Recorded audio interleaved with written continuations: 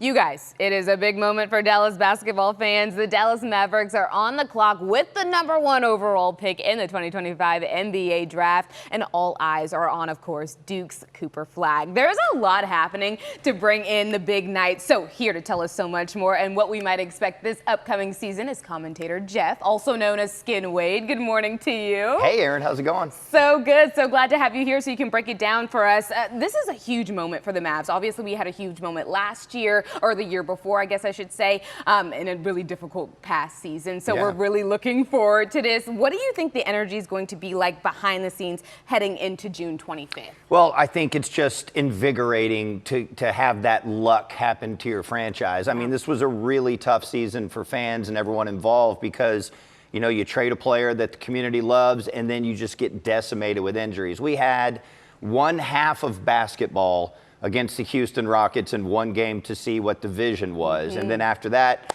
it was an uphill battle. It was very tough. So for the first time in the history of the franchise to move up in the lottery and not only move up to get that #1 pick in a year where a franchise-changing player is available at #1 is a huge stroke of luck. It's literally a miracle. Yes. And like you said, the buzz is so strong around Cooper Flagg. What can you tell us about his potential and what he'll add to the team?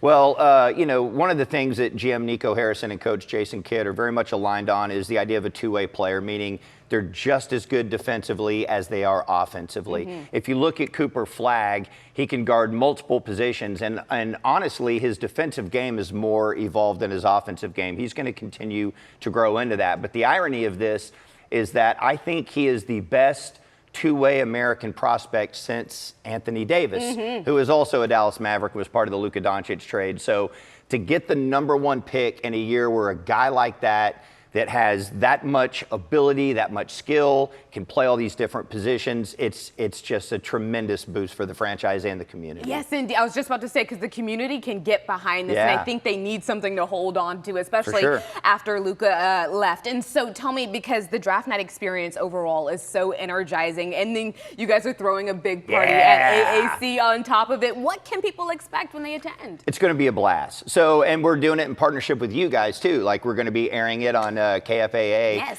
But it's going to be hosted by me and Mark Followell and Ted Emmerich, and we're going to have all kinds of different guests. It's open to the public.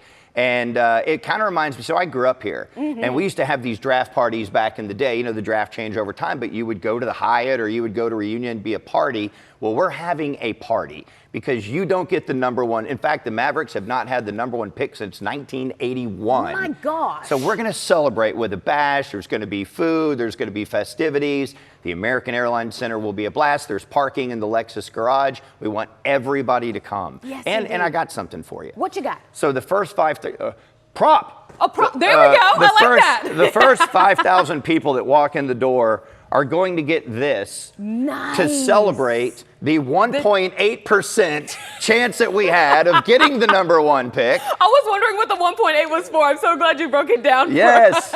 Because all awesome. odds were defied, so we have an odds-defying shirt for everybody. Yes, indeed, for everybody who shows up. Now, you'll be hosting the Mavs TV draft show. I want to touch on that because you're actually going to have some special guests as well. And so can you tell us a little bit more about that so we can tune in? I want you to have that. Do I get this? That's yours. You guys, that's yours. I am ready for the draft. I will be wearing this on the 25th. Very good. Okay, should I just sit it like this for the rest of the It's fantastic. interview? Yeah, totally. Okay, so we're going to have lots of special guests, including the last #1 pick in Dallas Mavericks history, Mark Aguirre will be there. #1 pick for the Wings, Paige Beckers will be there. Rolando Blackman, who was, you know, his number's retired. He was Mark Aguirre's teammate. He'll be there. He was the lucky charm to help us get that #1 pick. And me and Teddy and Mark Followell will be breaking it down. Radio voices Chuck Cooperstein and Brian Damaris will join us. Leslie McCaslin will be back in Mavs headquarters to get interviews with the front office and the coaching staff.